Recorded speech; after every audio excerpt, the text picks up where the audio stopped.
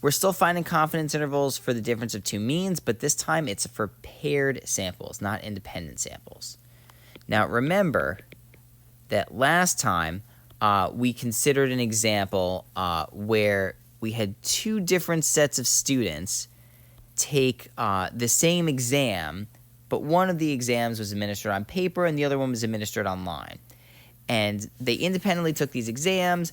We averaged the scores for each exam. We found the standard deviations, etc. We did stuff, right, because the data was collected independently. Now, here in this case, what we're going to be able to do is we're going to be able to pair the data, right? Because it turns out when you analyze data that's independent, the confidence interval is a little bit longer than it would be if you were able to pair the data. I should say independently here. This is independent. And we'll see why. Independent, yeah. The reason is that when we did the independent samples, we wound up with this kind of bulky standard error formula of standard deviation squared, right? It's just the variance for the first plus the variance for the second, and then we had to take the square root of all that, right? That's just a little bigger than if we could have taken, the square root of one of those, right? Instead of just their sum, right? So anyway, we're going to be pairing our data.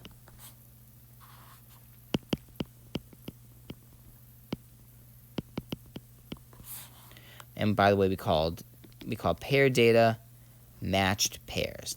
That's what they call it in the book. It's what they call it in Minitab. Right, so it's what we're going to call it. Now, why couldn't we have taken matched pairs for the exams, right? Well, if you think about it, the exam content was the same. So if you had everyone take, let's say, the paper exam first and the online exam second, they'd probably do better on the online exams because they took it second, so they might remember some questions from before and they could spend less time on some of those or maybe have more time to think about it. So it wouldn't have been a good comparison. So let's just jot that down. Since the exam content is the same, the second exam scores likely would have exceeded the first exam scores.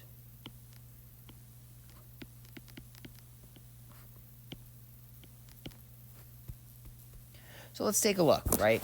Here we have a situation where we have 5 subjects. Each of them had a certain blood pressure, kind of high, and then they were administered a drug, and then each of their blood pressures was measured after having had the drug. So here we get to pair the data, right? Because this is one person's data, etc. So what we're actually going to do is we're going to create this variable d for difference, and that's just going to measure the difference between, each person's first score and then their second score. And then that's, what is that, 38? Something like that? Yeah. So anyway, we have that. We're going to construct a confidence interval for the mean reduction, and then we're going to make a little conclusion about the confidence interval, right? Whether we think it's reasonable to think it could be as high as 50. Now, what you're going to see is that our standard error is smaller than it would have been for a comparable independent example. Or for an independent sample, sorry. So what we're going to do, right, as I was saying, we create this variable d. We find its sample mean. We find the critical value. I'll call it the critical t value, just to emphasize that it's a t value. We are in the t distribution because we are, again, assuming we do not know the population standard deviations here. And then, of course, we're going to find the standard deviation. We call it SD.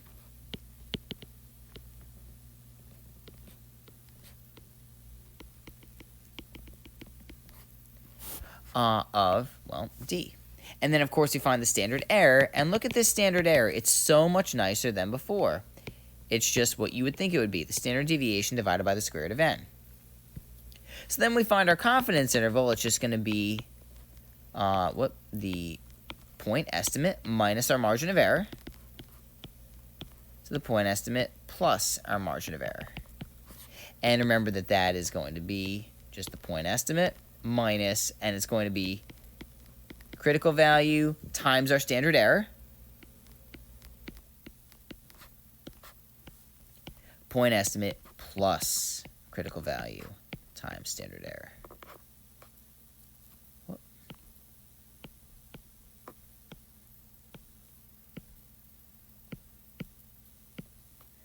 All right, so let's see how we do this, right? Let's do the long and drawn out way first, and then I'll bang out the Minitab way second, okay? So first what you do is you say, okay, so the long and drawn out way, you say, okay, n equals 5. We want to find, all of these statistics. How are we going to do that? Well, I went ahead and got this entered into Minitab. Here we go.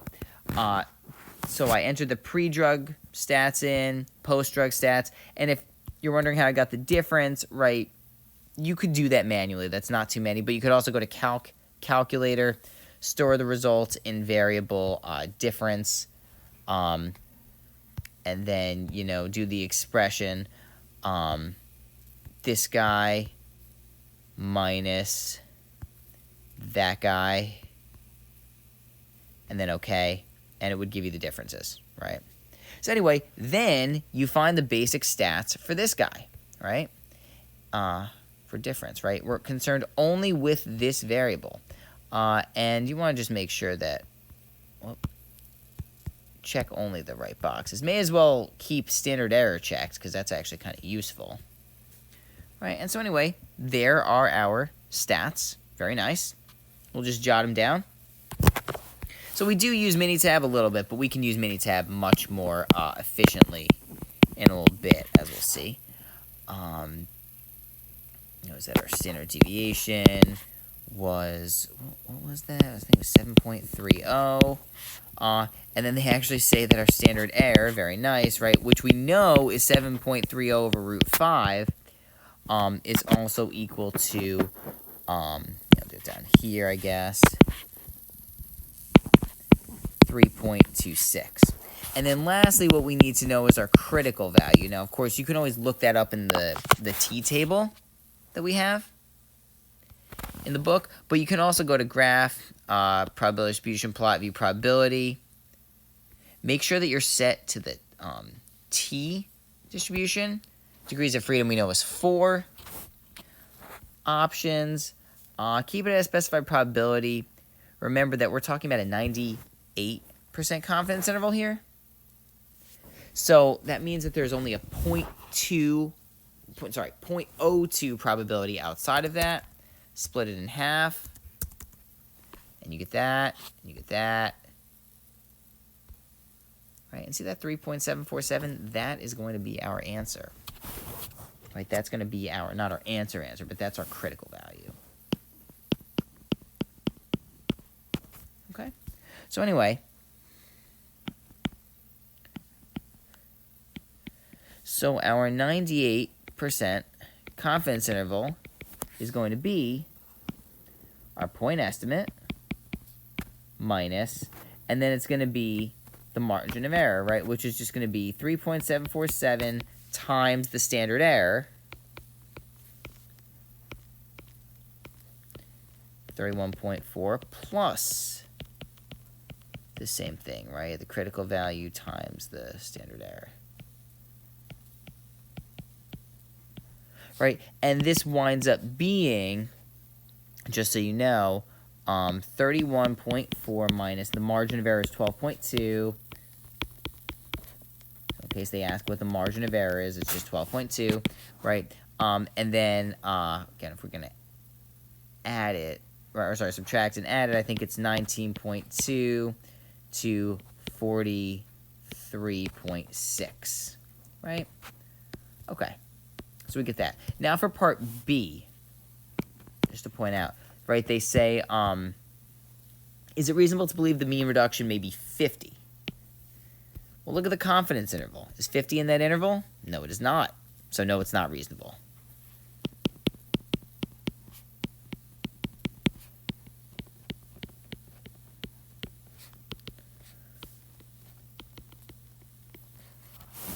So it's not reasonable to believe the mean reduction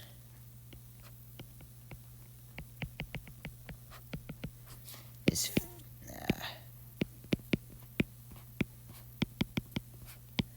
right, because 50 is outside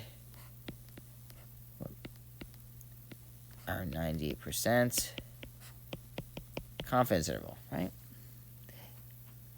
Now, it's also worth pointing out that we could have just done Minitab to get this, okay? So how could we have used Minitab even quicker to get this result, right? Well, we would just go to stat, basic stats, paired T. Each sample is in a column. So it's going to be pre-drug, post-drug. Options, make sure that we're set at 98. Leave all that other hypothesized whatever alone. And that's what we get.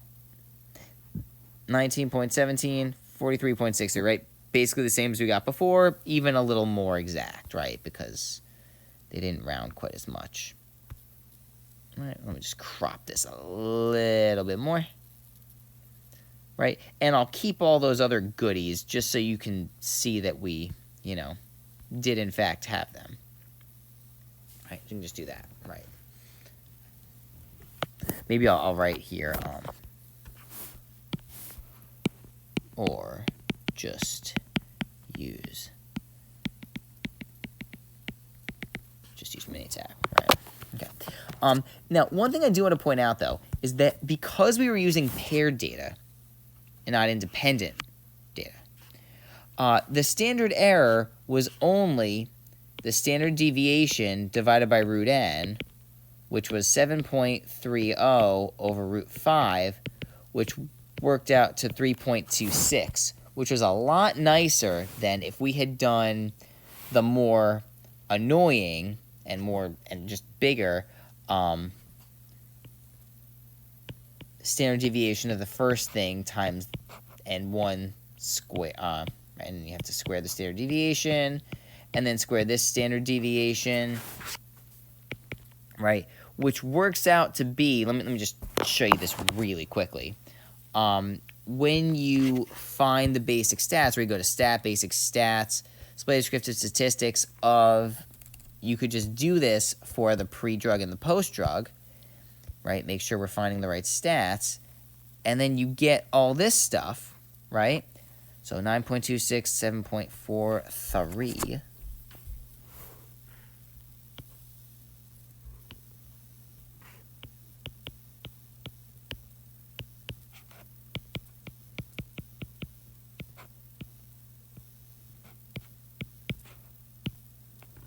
Right? And this winds up working out to be 5.31, right? Which is just not as good, right? That's a bigger number. That's not what we would prefer if we have a smaller standard error that we could have, right? A bigger standard error means a bigger confidence interval, which means less certainty about what the population mean is going to be, right? So if we can use the paired approach, we're going to, because it's going to give us a lower standard error, which means a smaller confidence interval, which is a good thing.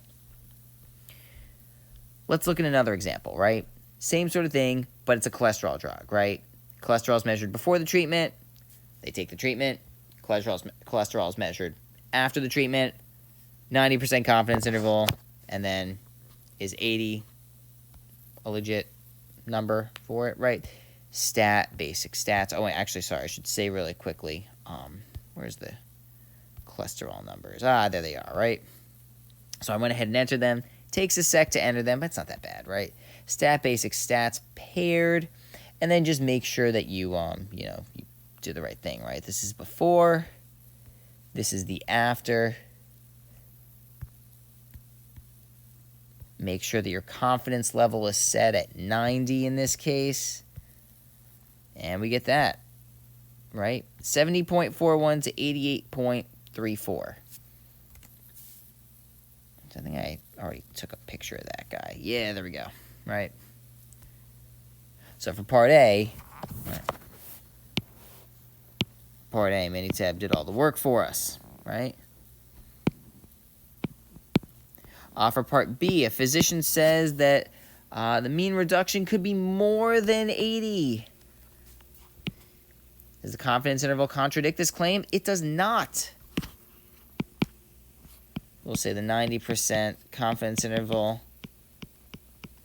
does not contradict. Now, again, I don't love that double negative term, right? Does not contradict, but that's how we write it in statistics.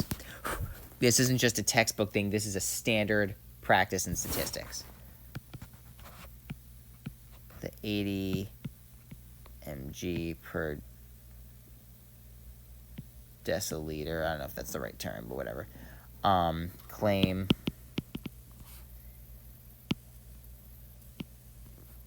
because our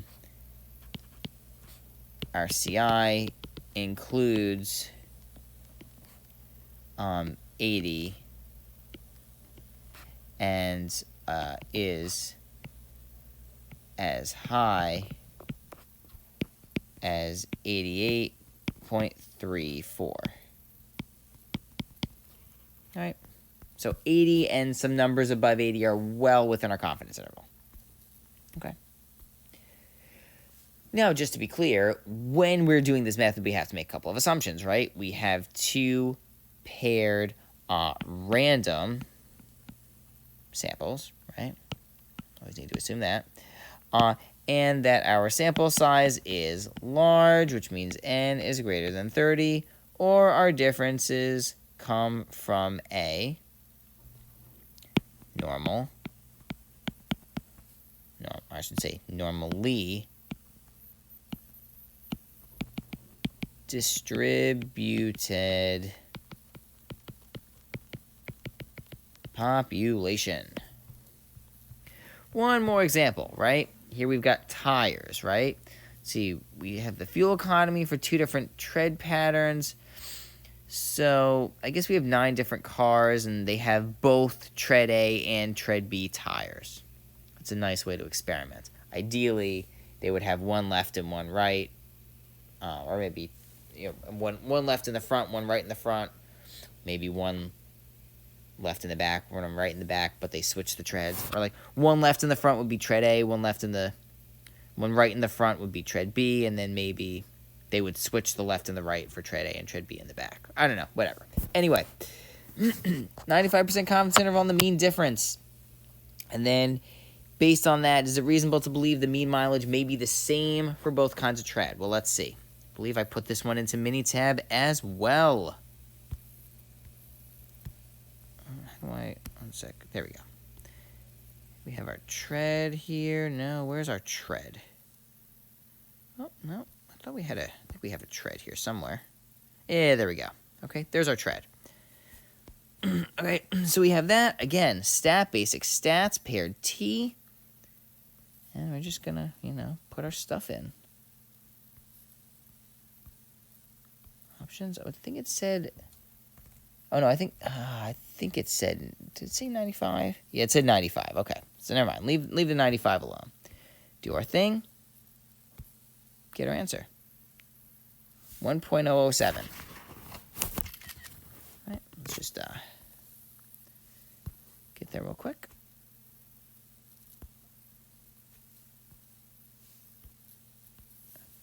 All right, and let's just knock that in there.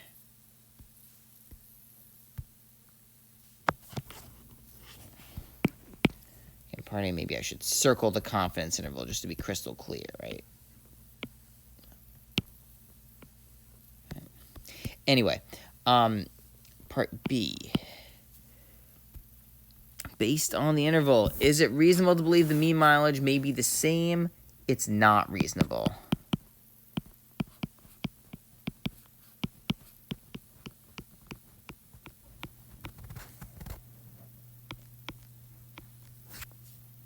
right? And why? Because the mean, if it were, then the mean difference would have been 0.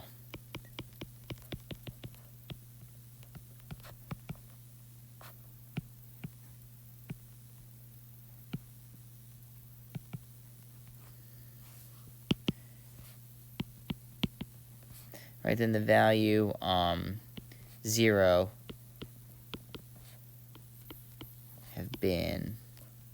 would have been in our 95% confidence interval, but it's not. And that's all for today.